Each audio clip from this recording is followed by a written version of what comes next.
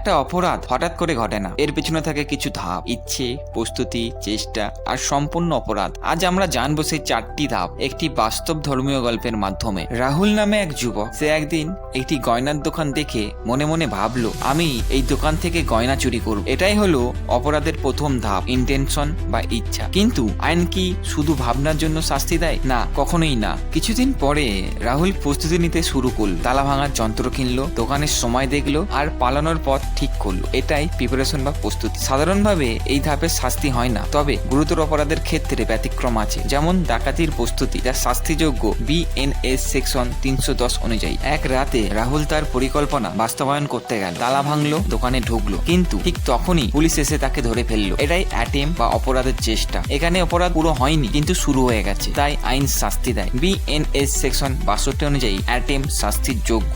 যদি রাহুল ধরা না পড়তো তাহলে সে গয়না চুরি করে পালিয়ে যেত। এটাই কমিশন, অর্থাৎ সম্পূর্ণ অপরাধ। এখানে অপরাধ সম্পূর্ণ হওয়ায় পূর্ণ শাস্তি হয়। চুরির জন্য প্রযোজ্য ধারা হলো বিএনএস সেকশন 303। অপরাধ করার পরেও কি সব শেষ? না, যদি কেউ চুরি করা জিনিস লুকায় বা বিক্রি করে তাও অপরাধ, যেমন সেকশন বিএনএস এর 317, সেকশন বিএনএস এর 238। আইন সবকিছুই নজরে রাখে। তাহলে মনে রাখো, ইচ্ছা, প্রস্তুতি, চেষ্টা, সম্পূর্ণ অপরাধ, এই 4টি ধাপই গড়ে তোলে একটি অপরাধের সম্পূর্ণ চিত্র। আইন শুধু অপরাধ নয়, অপরাধের প্রতিটি ধাপকেই গুরুত্ব দেয়। এমন আরো গল্পের মাধ্যমে আইন জানতে হলে চ্যানেলটিকে সাবস্ক্রাইব করো আর ভিডিওটি শেয়ার করতে ভুলো না। Thank you.